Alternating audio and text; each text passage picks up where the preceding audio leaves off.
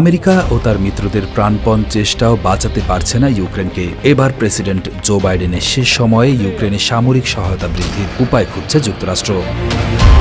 এই লক্ষ্যে মঙ্গলবার বেলজিয়ামের ব্রাসেলসে গিয়েছেন মার্কিন পররাষ্ট্রমন্ত্রী অ্যান্টনি ব্লিংকন। বুধবার ব্লিংকেন ইউক্রেনের জন্য অব্যাহত সমর্থন পেতে ন্যাটো এবং ইউরোপীয় ইউনিয়নের পররাষ্ট্রমন্ত্রীদের সঙ্গে আলোচনায় অংশ নেবেন এবং প্রেসিডেন্ট বাইডেন হোয়াইট হাউসে প্রেসিডেন্ট ডোনাল্ড ট্রাম্পের সাথে সাক্ষাৎ করবেন।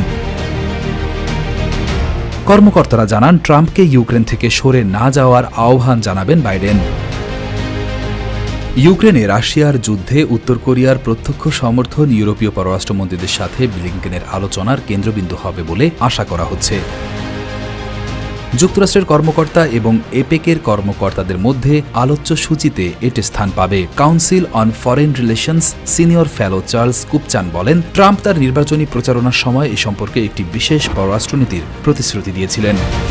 ট্রাম্পের রাজনৈতিক মিত্ররা ইঙ্গিত দিয়েছেন, আসন্ন প্রশাসন ক্রাইমিয়া এবং রাশিয়ার দখলে থাকা অন্যান্য অঞ্চলগুলো পুনরুদ্ধার করতে সক্ষম করার চেয়ে ইউক্রেনে শান্তি অর্জনকে অগ্রাধিকার দেবে। যুক্তরাষ্ট্রের প্রেসিডেন্ট নির্বাচনের পর যুক্তরাষ্ট্রের পররাষ্ট্র মন্ত্রণালয় জানায়, ব্লিংকেন ইউরোপের দেশগুলোর পররাষ্ট্র মন্ত্রণালয়ের সাথে কথা বলেছেন। কর্মকর্তারা বলেছেন, আলোচনায় ইউক্রেন পরিস্থিতি এবং ইউক্রেনের যুদ্ধে উত্তর কোরিয়ার সেনা মোতায়েনে রাশিয়ার সিদ্ধান্তের প্রভাব ও হুমকি নিয়ে আলোচনা করা হয়েছে।